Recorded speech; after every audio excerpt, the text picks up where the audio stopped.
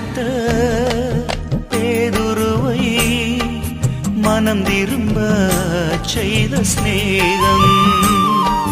மறுதலித்த பேதுருவை மனம் திரும்ப செய்த சிநேகம். காட்டிக் கொடுத்த யூதாசை கன்னத்தில் அறைந்திடாமல் சிநேகிதனே என்றழைத்த சிநேகம். காட்டிக் கொடுத்த யூதாசை கன்னத்தில் அறைந்திடாமல் சிநேகிதனே என்றழைத்த சிநேகம்.